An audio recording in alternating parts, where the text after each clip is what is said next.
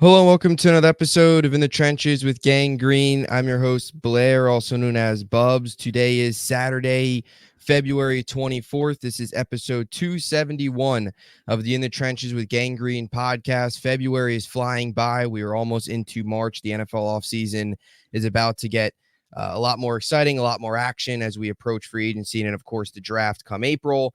Today, I'm joined by special guest, New York Jets and NFL draft analyst and host of Project Prospects, Dom C. Dom, thank you so much for coming on. How's it going, man? Bubbs, I'm doing well, man. I appreciate the offer. Always happy to hop on and talk draft and talk prospects or just talk Jets, man. That's kind of my gig, and I appreciate you thinking of me. Yeah, no problem. Excited to get into it. Appreciate you coming on. And we're loyal fan base. Another massive off season. It wouldn't be Ugh, the New York Jets if it wasn't a crucial draft for the Jets. That could mean so much come 2024. That's always how it rolls. But this is our time of year. We are the off season champions going for, I believe, what every it's about three-peat every now, maybe year, three man. time. Yeah. Every year. Everybody's talking about the Chiefs going for their three-peat. We're going for our own three-peat this offseason. So we'll see if Joe Douglas and company can get it done. But we'll start here with this. Another 7-win season last year. Lots of disappointment. You go into the year with Aaron Rodgers, all this great stuff, Super Bowl aspirations. He goes down. They win 7 games. Zach Wilson, bottoms out, rode the wave for a little bit, but it just did not work, and they really needed a backup. They didn't get one. So what was your overall thoughts on last season, takeaways, and then your thoughts on, entering this offseason and the biggest needs for this team? Um, well, I think last season, the easiest way to explain it is just Mm-hmm. sheer and utter disappointment. You Yeah. know, we talked about last year, through right as the season ended, the mantra of the Jets fan base for the majority of people was all we needed was competent quarterback play and we'd be in the playoffs. Mm-hmm. And they go out and they make the trade for Rodgers, who's far more than competent in that respect. I mean, Joe Douglas and his staff finally bit the bullet, ripped the Band-Aid off, and moved on from Zach Wilson, only to 4 plays into the season, turn the reins back over to him. And then we had that yo-yo kind of season that unfortunately Zach Wilson has brought us for 2 consecutive years. So, it was just disappointing, man. It was there's no better way to explain it than just sheer and utter disappointment. I drank the Kool-Aid. I Yep. was all in on this team, really making a push, making a far push. I thought we had, all the places, all the tools in place to really break the curse, and here we are again, 7-10 with the top 10 draft pick. So, listen, you can't, injuries are going to happen. I get Mm-hmm. it, but I think, Joe Douglas, the way the roster was constituted, in hindsight, this is all in hindsight. I think that it was too reliant upon feast or famine guys. We didn't know what Yep. Dwayne Brown was going to be coming back from the shoulder injury. We haven't seen Mekhi Becton play in 2 years. We trusted the development of some of our younger offensive line pieces, which didn't pan out in the likes of Max Mitchell and so on and so forth. And then the untimely retirement of Corey Davis, not really addressing that position after the fact. Brees Hall was a question mark coming in. Obviously he needed to be ramped up to going into Mm-hmm. the season, coming back from the ACL. So I think there was just too much. What too much was kind of balanced off on Rodgers is going to fix everything, and then 4 plays into the season, we were looked like we were scrambling and just couldn't kind of make any headway or make any ground. I'd say, you know, I haven't been very critical on Joe Douglas, with the exception of some of the player personnel moves, some of the pro player personnel moves that he's made over his tenure. I think there's been a lot of too many misses than there are hits. You Yep. can consider Quincy Williams and DJ Reed hits, but the majority of his other free agent moves or pro player personnel moves have been very lackluster. And I think this season kind of showed that in a real magnified, glaring sense. Alan Lazard flopped. Another year of Lake and Tomlinson playing less than stellar. I mean, the list can go on and on of the free agent misses that he's had over time. So I think it's time that the Jet fan base is a little bit more critical and put a little bit more expectations on Joe Douglas and his front office to finally get this thing right. So, you talked about going into this season. Obviously, we will go as far as Aaron Rodgers will take us. Okay. Yep. And to really ride that coattail of success, barring any unforeseen injury again, you're going to have to protect him. So I think the offensive line is first and foremost the thing that needs to be addressed, and I think it'll happen both through free agency and the draft. Yeah, definitely. And, it's been for Douglas since taking over. You mentioned it, a couple of those hits here and there, even the Bryce Huff hit where he got him an undrafted free agent in 2020. But it seems as if he might be on his way out, although the salary cap increasing could certainly help his chances. But this is massive. It's an all-in year. You've got to get things right in free agency and the draft, because this doesn't work out, they're all going to be out next Correct. year, and you're going to be back to phase one, which is where you were just a couple years ago when you brought in Robert Saleh, brought in Zach Wilson, brought in new staff, tried to turn things around. You'll be back to phase one. So it's massive. Now, to get into the draft angle of things, to start as just a general overview, I know you were down in Alabama for the Senior Bowl. Mm-hmm. Got a lot of opportunities to obviously see guys up close, interview some guys.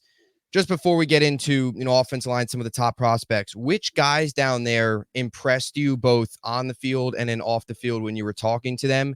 And then maybe some guys too that you had high expectations for that maybe after watching them in person live, you maybe feel a little bit differently about not being as highly graded as you thought they might have been. Good questions. And I'll touch on the first point. So guys that impress me, guys that kind of, listen, I spend a lot of time during the off season. I start once the college football season starts, really, grinding through and grinding through tape and watching film and breaking down these prospects. So, I have going into the Senior Bowl, this is my second year, kind of involved, pretty deeply into the draft and to that level. I think I have a good, solid foundation of, players' strengths, weaknesses, and tendencies. Not obviously not everyone. I'm not going to sit here and tell you that I, got through 5 to 6 to 7 games of every single player that was the Senior Bowl. There was tons of guys that I didn't watch any tape on, but the guys that I thought I had a good kind of grasp on, and then were pleasantly surprised come the Senior Bowl.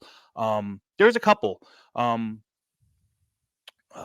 Where can I start? Jarvis Brownlee Jr., cornerback out of Louisville. Now, I know that, the Jets probably won't take I believe they'll take a cornerback. I don't know if they'll reach as high as, day 1 or day 2 for a cornerback. I could be wrong. Like, no one thought Will McDonald was going to be taken, but Jarvis Brownlee Jr. out of Louisville was a guy that I wasn't, I knew that the Louisville defense was a top 20 defense in the country last year as a unit. I thought they played very aggressive, so on and so forth. But he was a guy that didn't stand out to me. But in Mobile, he absolutely did. He showed, aggressiveness. He's got length to play, to stick on the outside. I think he's got the agility and hip fluidity to play slot and stick in man coverage and slot if you need him to. But the thing that really impressed me about him most was the tenacity that he played with, and just a sheer nose for the ball. Even if he wasn't, making a play like high point and interception, which he did a bunch of times, his thoroughness in punching through the ball and causing, pass breakups and up and down the field. Didn't matter if it was, a small, shiftier kind of receiver or more of an X-build prototype, like, your bigger boundary wide receivers. He stuck on him like glue. He's he was nose to nose with these guys. He could stick and press man the whole way. And then he was one of the guys that I did talk to and I did interview. And I just loved his attitude, man. To me, he resembles everything that I think like a hungry college football player looking to reach his goal in the NFL did. So that was one guy that definitely stuck out to me. Javon Solomon, an edge player out of Troy, another guy, very, very humble kid. A great interview. He and I talked for a good, probably like a 5-6 minute interview on film, and then probably another 10 minutes afterwards. He's undersized, very much, and I my pro comp to him of all people, in particular is Bryce Huff. He is, very, very twitched up, quick athlete, off the edge. He's undersized, like I said. He's only about 6'1". He's only about 240 pounds. So I don't know if he's got, the build or the stamina to really affect the game as a 3-down player early on. But if you're looking for a guy who can come in here, or come into any team, in that wide 9 formation, split out wide outside the tackle, put his nose down, pin his ears back, and get out the quarterback. He's a guy. His get off is great. Very, very competent, good bag of pass rush and counters. Just a guy that really, really stood out to me as one of those guys that I was just like, I didn't even, and he was one of them. Full disclosure. He played at Troy, and I just didn't watch any Troy film. It's hard to get a hold on. So he was a guy that impressed me, and just his attitude and his humbleness. Like, we talked about his step to the next level. We talked about him, a possible fit for the Jets. And, I had mentioned to him at the end of the interview, I said, man, I'd love to see you line up, opposite of Bryce Huff on a rush and just get out there in like a NASCAR package where you put your 4 best. And he's like, I'm more concerned about playing behind Bryce Huff and learning from guys like that, learning what it takes to be an NFL. To me, I thought an NFL player, and to me, I thought that was just like such a mature answer that like he's a guy I'm really rooting for. And the last one in that area, I think that everyone kind of was impressed with, I should say. I mean, maybe not so, but the majority of people was Roman Wilson, the wide receiver out of Michigan. Michigan's offense was obviously very, very run heavy. Not a lot of opportunities. They didn't send their receivers, vertical very long. Everything was pro style, West Coast, crosses, slants, all that kind of stuff. Roman Wilson showed that he had the ability to have the release package to get off man coverage, press man coverage. He ran his routes crisp and tight. He was fluid inside and outside his breaks, and he caught everything that was thrown at him, literally everything that was thrown at him. And I think, for him, that did wonders for his draft stock, because he was probably a day 3 guy coming into this, a slot receiver out of Michigan. His stats didn't look good, and, maybe a little undersized, but I think he showed that he can play on the, he can play on the line. He can be a move wide receiver, a Z receiver, so and so forth. And his route running and his ability to track and catch the ball is as good as anyone in the country. Yeah, he's definitely was a guy too that, coming out of the Senior Bowl, you heard some stuff about having a really good week. And that's where I kind of wanted to pivot into before we get into some of the other offensive line stuff. We just talked about Roman Wilson, his impressive performance in Alabama. Are there any other mid-round guys, assuming the Jets focus on just taking a tackle at 10 and not a luxury pick? Are there any other mid-round guys that you really like? Roman Wilson obviously potentially being an option. There's obviously other guys too, like Ricky Pearsall from Florida, guys that I personally like. Johnny Wilson, Malachi Corley, Brennan Rice. There's a whole list of them. Any other guys too on your board? And I guess how would you rank them in terms of who you like the most out of some of those mid-round guys? Yeah, well, you touched on one of them. I mean, I think Ricky Pearsall's really good, and I think I think he's underrated. I have him as a top 10 receiver. I have him over guys. I have him over guys like A.D. Mitchell. I have him graded higher than guys like Xavier Legette. These are some of the bigger names that people are talking about in the wide receiver room. But again, another guy, kind of, you thought he was going to be, more so in college. He was used as that vertical slot, somebody who can doesn't need, you need to create separate, that in college, you kind of had him in the slot, kind of forced or created separation for him by moving him around, getting him lined up on a safety or an off man coverage. And, he showed, again, release package. I think he can play on the line. He showed his ability with slide steps and slow to quick release packages that he can beat man coverage.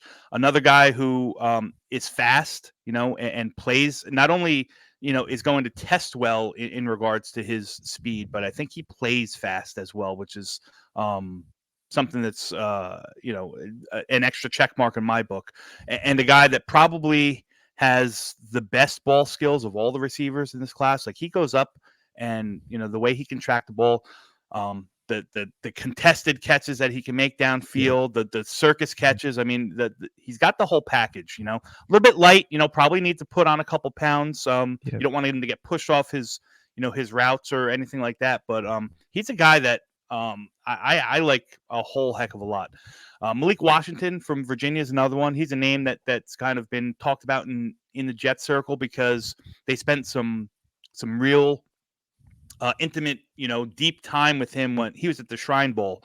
And he was basically at Shrine Bowl. He was basically uncoverable. Now, in college, again, he was a transfer, went to Northwestern, another, run based team that really didn't, showcase his talents as well. Excuse me. But in transfer to Virginia, I mean, 1,400 yards, roughly about 1,400 yards, 10 TDs. Just a guy who's, can win at all three levels of the field. He can win in the short, he he can win on those short crosses and the short sit routes. Running those intermediate digs and outs and stuff like that's not a problem. And he can also burn you deep. He's built, he's small, only 5'8.5", but he's 195 pounds, and the guy is yoked up. I mean, he is just solid. Catch it, strong hands, very, very high catch rate, low drop ball percentage in college. And a guy, what most impressed me about him is how he, at 5'8", 190, some odd pounds, how well he breaks through contact. Like, the first tackler usually doesn't get him down. He's not a guy, for a small guy, you figure that, he's going to get hit and he's going to fall. This guy churns out yards. He's definitely going to be a good yards after the catch, player at the next level. He's a guy that I think, too many people are just getting to know. Like, again, pro comps are rough, but think of Zay Flowers and the transition he made from Boston College to Baltimore. I could easily see Malik Washington making a touching an offense just similar to that. I mean, I think their play style is a little bit different. I mean, Zay Flowers might be a little bit more nuanced in his route tree and breaking off the stems at the top of the route, so on and so forth. But Washington's a guy that I absolutely love. And I'll touch on one more guy, a guy that I think is another guy that I think is flying under the radar, Jacob Cowan. He's going to be a slot in the next level. Again, a little bit smaller, 5'10.5". He's a little bit lighter at 175 pounds, but he just has those quick feet and that short area quickness that he can create separation. To me, I think you're going to succeed in the NFL if you can create your own separation. And that's just what this guy does. He catches anything that's thrown to him. Has long speed. Not going to be a 4.2 or 4.3 guy, but he's got enough. He's got a second gear that he can run by. He could definitely run by linebackers and safeties or slots that are covering him. And like I said, just a guy that I think is flying under the radar because he's pretty much going to be slot specific. Those are three guys that I think in that area that I like. Listen, Pearsall might not reach the top of the third. I think that's that soft spot, end of 2, early 3 for Pearsall. But considering how well he, proved all the naysayers wrong in Mobile, he might, people might reach up to him in that second round. But the other guys in that 3rd, 4th round range, in Washington and Cowan, they might be, slot centric guys in the NFL, but they're guys that can still win at all 3 levels. And I think that's, guys that have reliable hands and guys that can force separation and win their one-on-one reps are guys that are going to be good solid pros, and something that the Jets need, because at times last year, I mean, our offense looked so stagnant. Just guys couldn't get open. Now, some of that was probably scheme, but some of that Yeah. was also the skill sets of the guys that we had on the field. Yeah, definitely. It feels to me that this draft, receiver wise, is deeper than previous ones. Do you get that feeling as well? It's just very deep. Like, we just talked about all these mid-round guys that have proved themselves and are flying under the radar. It feels like past years, and maybe it's a little bit different just because the Jets last year really weren't in the market for a receiver in the middle rounds, but it feels like past years, this is much more deeper than others. Do you feel that same way? Yeah, I absolutely. I have 27 guys Wow. that I have projected that could go in the top 4 rounds. I think it's the deepest class out of all the positional groups in this draft. Personally, Mhm. I think you'll be able to, if you can determine and locate the guy that you like, I think you can.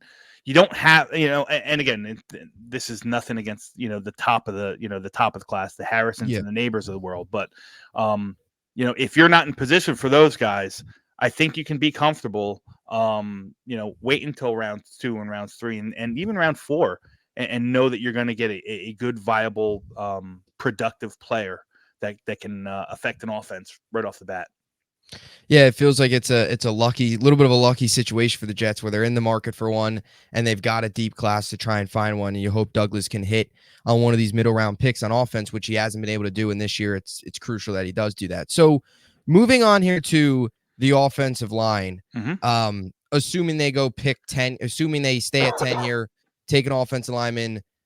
How do you rank your offensive lineman? I think most people would say Alt, Fashanu, and then after those guys, you have Fuaga, you've got Latham, you've of course got Amarius Mims, even Tyler Guyton from Oklahoma's kind of rising up some boards here. So how is your board looking outside of the Alt and the Fashanus Yeah. going into Fuaga, Latham, and if at 10, who are you taking if those guys are on the board? Well, I mean, I'll tell you this: I have Alt as my OT1, but I don't think the gap between Alt and he's on a tier by himself. And my second tier are Yeah. the typical 3 names.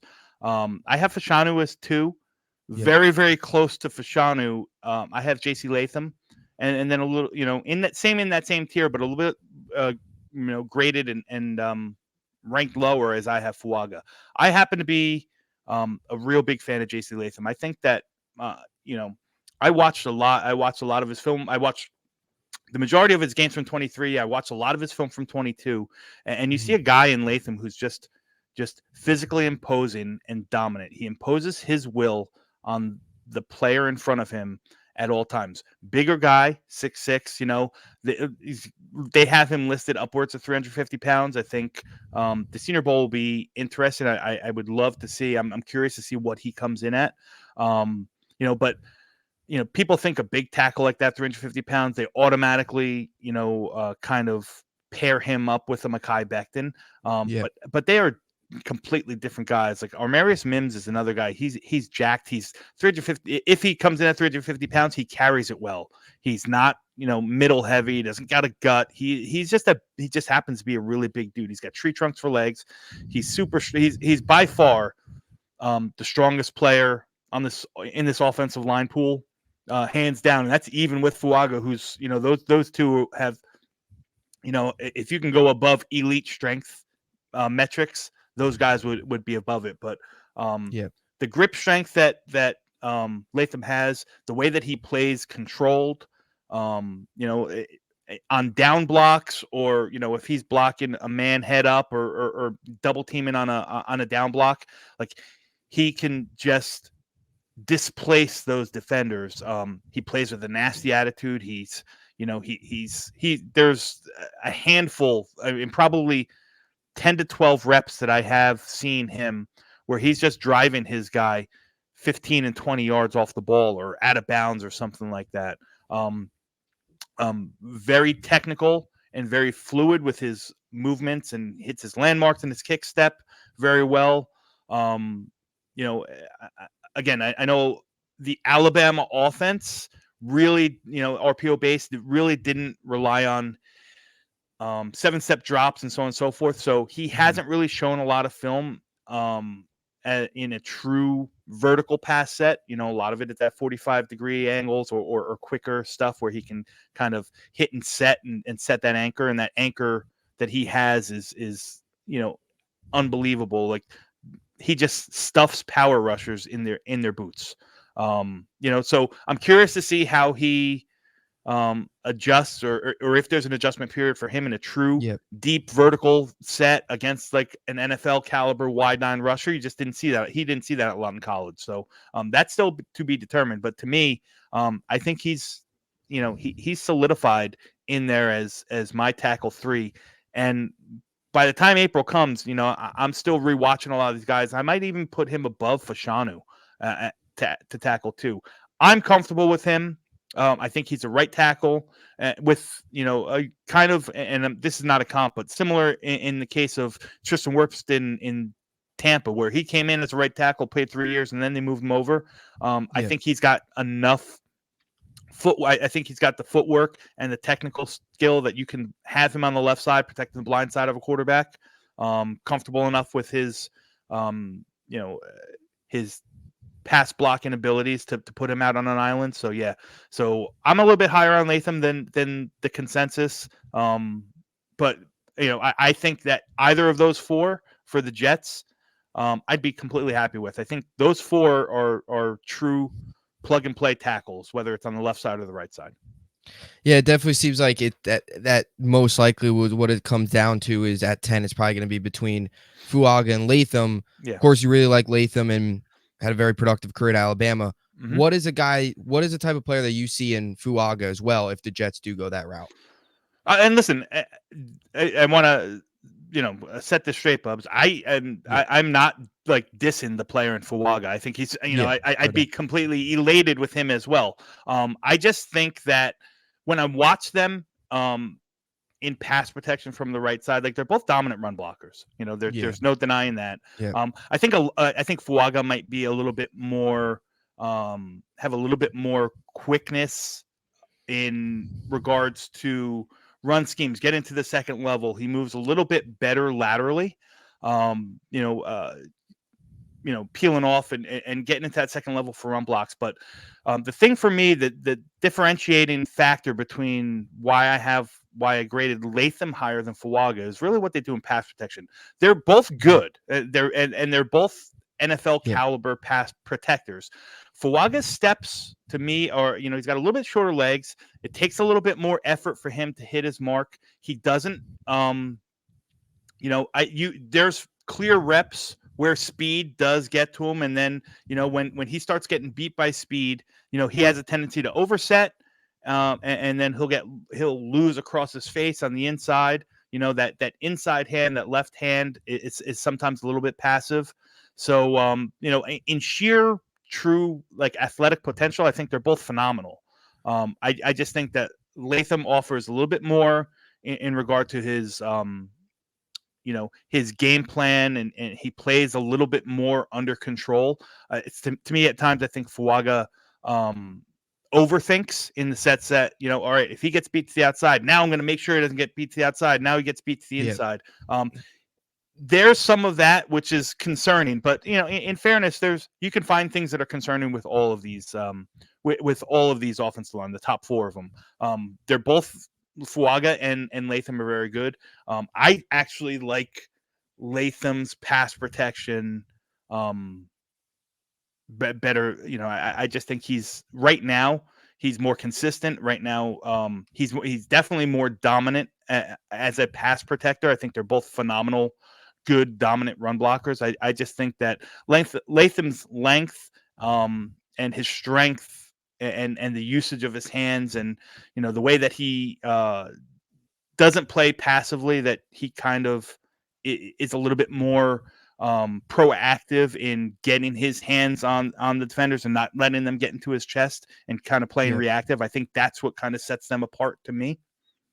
Okay. Yeah. It definitely seems it's going to be interesting to see what they do. And even if maybe a guy like Fashanu falls, it seems like Alt's the consensus. He's going to go within the top, 7, top 6. Yeah. I'd say probably around there. What are your thoughts on just some of the other under the radar guys or later first round guys? Let's just say the Jets move on and go or trade back or Mhm. whatever. Maybe they like one of these guys, a Mims, a Guyton. Yeah. Kind of what? How do you rank those guys? Like some of those maybe later first round picks. I think Mims is definitely a very intriguing prospect with some of the athleticism traits. Yeah. What do you see Yeah. out of some of those more under radar late round guys? So although I don't have first round grades on them all, I think that Yeah, I think that 6 of them could realistically go in the first round, possibly 7. In the 4 that we talked about, which I think are plug and play, and then you touched on Mims and Guyton, who I happen to rank 5 and 6. Mims is a wild card, man. yeah, He's he checks all the boxes in what you want in a physical build, in his athleticism. I mean, this guy is Fashanu and Mims, I think, are going to turn a lot of heads when they when they're at Indy for the combine or at their pro yeah, days on how athletic they are. yeah, We know that the relative athletic score, the RAS score, is something that a lot of teams focus on to find out what kind of true athletes these guys are, and I think those guys are going to test outside, like, off the charts. Mims has everything. Like I said, he has got everything that he wants. He's got the prototypical build. He's super strong. I think he's a left tackle. I know he played right for the limited reps that he had last year in college, but I think he can play left tackle. Long, tree trunks for legs. He's got those pterodactyl arms, that are going to be 34 plus. Like, again, very fluid mover, great footwork. For a kid who's just 20 years old, super, super technically savvy. The problem with Mims is that he's only had 8 starts in college, right? He's played less than 900 reps in yeah, college. So anything that Mims is going to be and even Guyton too, and I can kind of say the same thing about Guyton. They're really projections, right? You're going to hope that the traits match the play because you just don't have a lot of film on it. Guyton's another one. Guyton's gonna, wouldn't surprise me if Guyton ran, 4.9, which at at whatever he is, 330, 325, yeah. 330 pounds is ridiculous. But Yeah. Guyton's only been playing tackle for 2 years.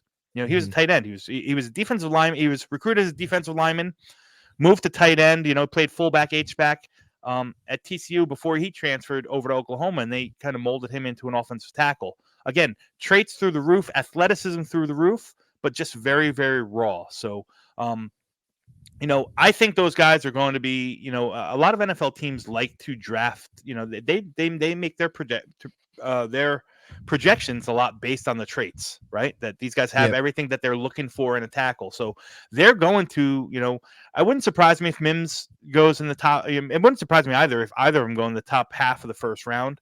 But I'd say, like, the 20s are probably the floor for both of them. They're both going to be first round picks.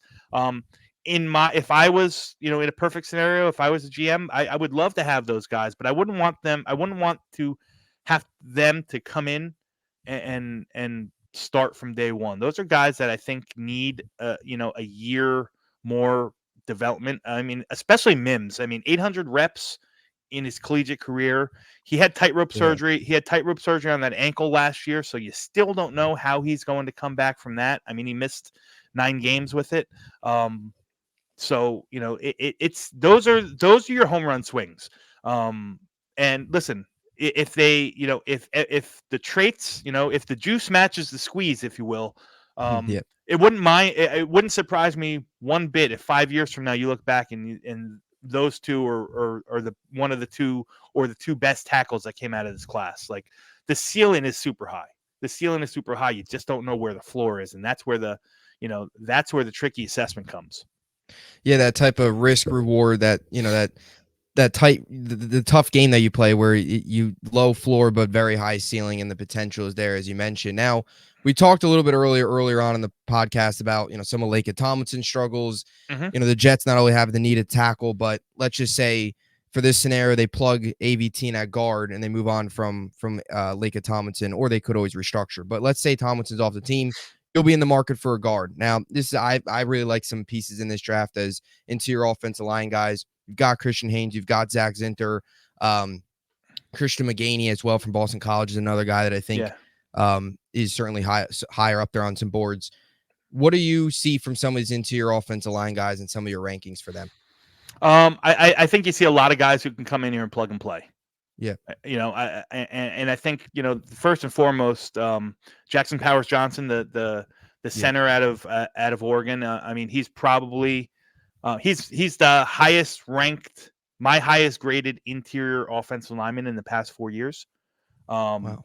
Yeah, he's and the um the traits that he has and the play on the field matches. I mean, he's absolutely dominant. I mean, the power that he plays with, the build, the frame, the technical savvy.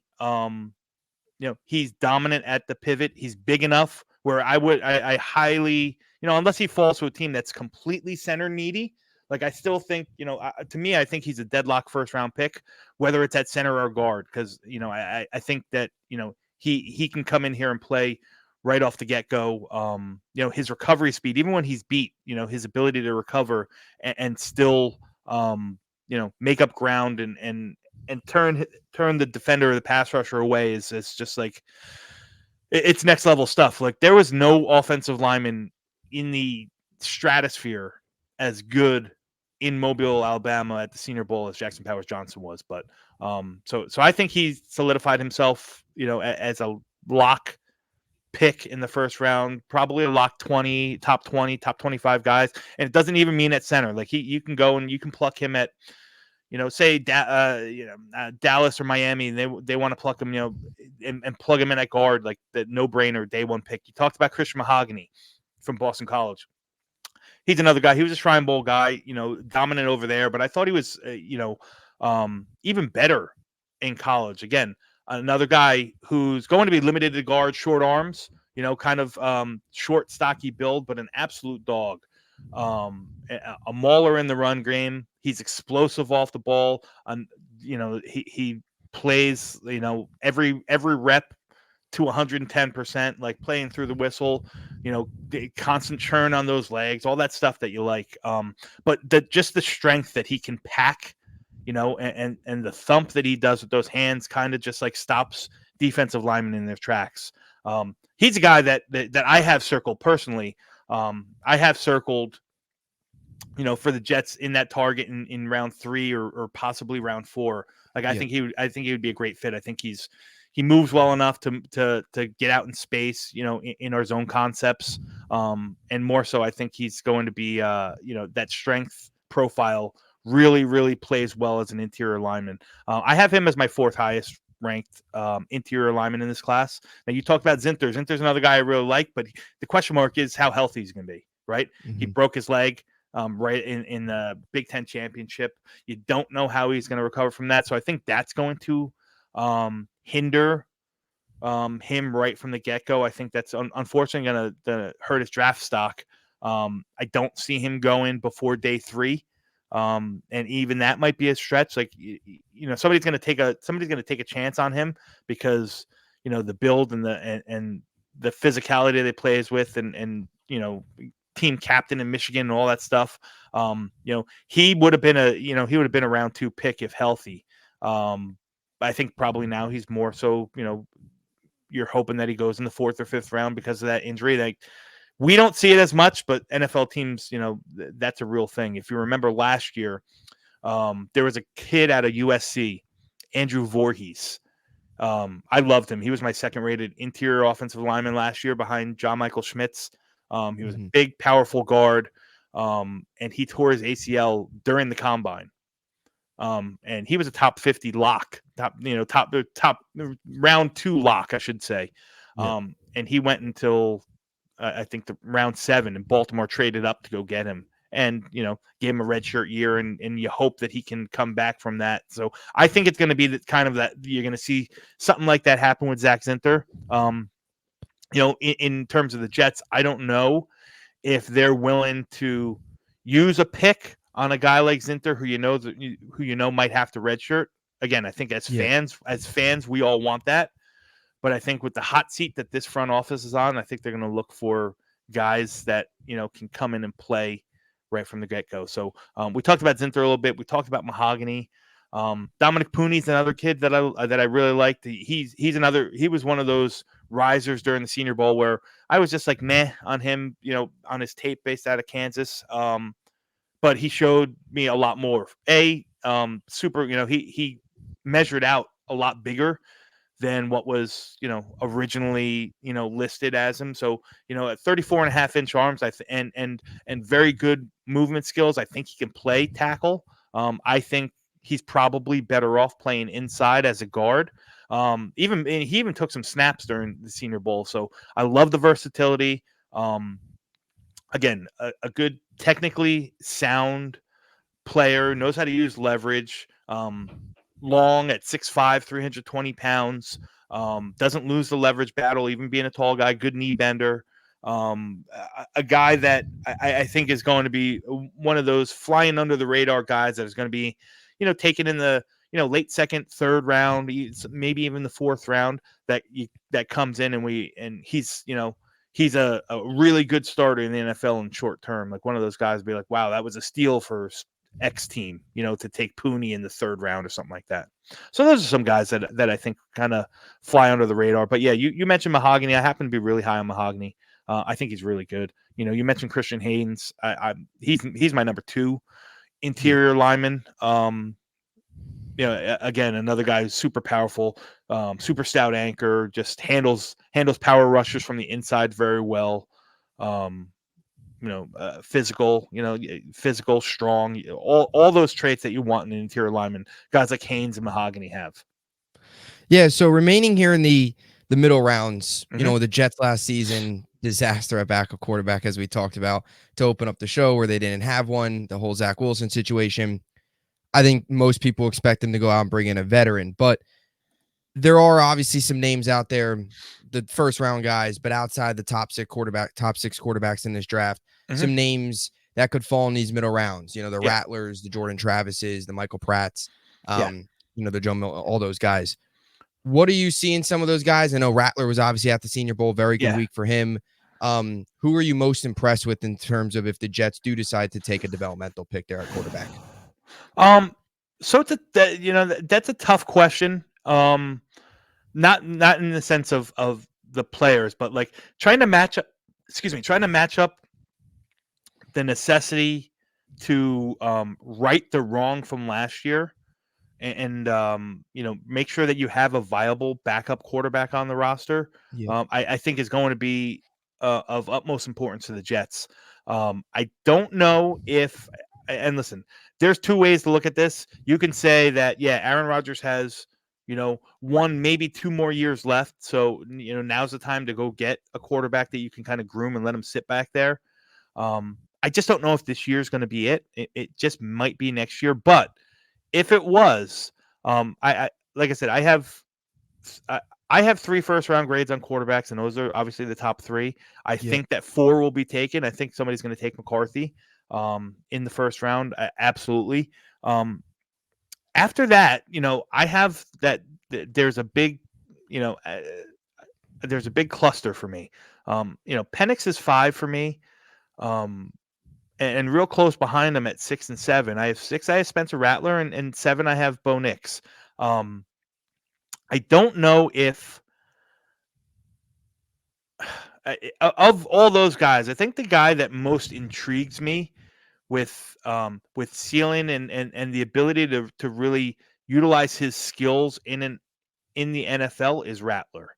And I just don't know. I can't get I can't get a feel on what the true vibe amongst the people who are really in the know are about Rattler.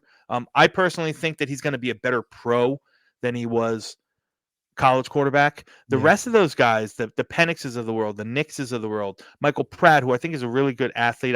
My pro comp in him in my scouting report was Daniel Jones. I think he's really good. I think he's a little bit lesser of a Daniel Jones. But to me, the only guys out of that group of Nix, of Penix, Rattler, Nix, and Pratt, the only one that I really see as having true starter potential, and not just being like a good backup who can come in and start and won't kill you or so on and so forth, is probably Rattler. I think that he's matured a lot as he's gone through his time at Oklahoma and South Carolina. I think he's been humbled a lot. He Yeah. came in with a really big ego, and he was the best of the best, and so on and so forth. So I think he's been humbled a lot. But I think the arm is live. I think he makes NFL throws. He's got, he's got mobility. He's not Jaden Daniels Yeah. mobile, but I don't think there's many people that are. Yeah. Yeah. But he can still, he keeps his eyes downfield, even off platform. Like I said, I think he's got, he makes NFL throws. He can throw, receive, he can make it when receivers are NFL open, when we're talking about tight windows, Yeah. I like the balls that he puts in there. Um, Pressure seems to get to him a little bit. I think that's something that he's going to have to work on, and that's something that why I think he can. I wouldn't want to plug Spencer Rattler as my day one starter, but he'd be a guy that I would love to bring in and sit behind Rodgers and hone and so on and so forth. Pratt as well. I'm not so sure on the ceilings of guys like Penix and Nix. More so Nix. Mhm. To me, I just don't know if I saw enough. You saw a Yeah. great athlete. You saw a phenomenal, wide open, kind of hokey offense that Oregon ran. That he ran very well. But you talk about ADOT. You talk about average depth of target. Nix is low. Everything is short and check downs, and I don't know if although he's got a good arm, I don't know if he's got an NFL elite arm. I don't trust him throwing to from the opposite hash to the opposite sideline, all that stuff. It just hasn't shown that he can do that. And then there's the idea of how he's going to coming from a wide open kind of schemed offense in Oregon to more of a pro set, how he's going to get through his progressions. Can he read through the middle of the field, so on and so forth. And then there's the next tier of guys, which I personally am not very high on at all. I wouldn't touch a guy like Jordan Travis. I wouldn't touch a guy like Joe Milton. I wouldn't touch a guy like Sam Hartman. Yeah, that's really where I stand. So I think there's a steep drop off after you get after McCarthy, Yeah. who I think is going to be I think he'll be a good pro. And then there's of that next group of guys. I think Rattler has the most upside to really develop into a good NFL quarterback. Yeah, I totally agree. You're 100% spot on with the Rattler stuff. This is a guy that, of course, came in, was one of the top prospects in college football. Many thought he'd be the number one overall pick. Many thought he'd win the Heisman, and got humbled, struggled early on. And I think that'll help him in the NFL, because there's going to be bumps in the road, especially early on. And I think that mindset of going through some of those rough times is certainly going to help him be more mature, once he gets his opportunity. But Rattler's definitely a guy that I really like as well, especially after Yeah. his performance in Alabama. So one final thing here before we close things out. Of course, the combine starting next week. Talked a little bit about some guys that are, what we want to see. Are there any things that stick out to you in terms of a guy that you're looking at, position wise, that you want to see do well, or you want to see something certain out of some of these guys next week in Indy? Yeah, well, from the Jets' perspective, I mean, I'm going to be honed in on the offensive lineman, obviously. Yeah. Um, like I told you, I think Fashanu, I think Mims, I think Guyton, I think those guys are going to test like through the roof. I think they're going to be, they're going to be your high RAS score guys. There's other guys that are lower, in the pecking order, guys like Roger Rosengarten from Washington. Guys like Jordan Morgan, who, a lot of people like Jordan Morgan. His film for me was hit or miss. And his pro readiness for me, especially at tackle, is kind of not there. Kingsley Suamataya from BYU, another kid who I was much higher on coming into the Senior Bowl, and then he looked completely overmatched at the Senior Bowl. But I'm curious to see how they test. I'm curious to see how some of the other guys test. Now, Joe Douglas, historically, through all of his drafts here in the NFL, has a type, in regards to testing. He likes guys that have linemen, and I'm talking just linemen here. he likes those guys that can get off the ball very quickly. Joe Douglas has never drafted an offensive lineman that has a 10-yard split less than 1.8. So, you can keep that in mind when you go through and, if you're watch the combine or when you go to look at the stats, make sure you're focusing in on that 10-yard split. And that just shows, how quickly they can accelerate, how quickly they can get off the line, how Yeah. sudden they are of an athlete. Joe Douglas has a benchmark and it's 1.8. So all those guys that test from 1.8 down definitely fall into the bucket of possibilities for Joe Douglas, whether it's at the top of the draft or the bottom of the draft. Yeah, it definitely should be a good week out there. And of course, Salah won't be attending, but Douglas will be there. I believe Douglas speaks to the media on Wednesday. On So Wednesday, hopefully, he does, yeah. yeah. Yeah, so hopefully we get some good stuff out of him. Of course, too, there's been a lot of staff changes, so I'm sure there'll be some questions on that as well as the New York Jets really start to ramp up the offseason here. So to close things out, really, really appreciate you coming on. A lot of great draft stuff. Where can everybody find all your content and as we head into the spring? Yeah, man, Bubbs, thanks again for inviting me. This is it was great. I love talking, football at any time, especially draft. Yeah. I got my own YouTube channel. It's called Project Prospect with Dom C. I do straight NFL draft and prospect breakdowns and draft information there. You can catch me doing Jets focused draft content on Mondays at 8 p.m. on the Talking Jets Network with Ryan from Jets Talk 24/7. He and I have a show there. And I also do some work with Green Bean for those who are in the Jets community. Probably know Green Bean. We host a Monday night show called the 10 o'clock mock, also through the Talking Jets Network. So outside of that, I'm very active on Twitter, DC at DC_NY Jets. Hit me up. Let's shoot that, good friendly discourse and talk draft, man.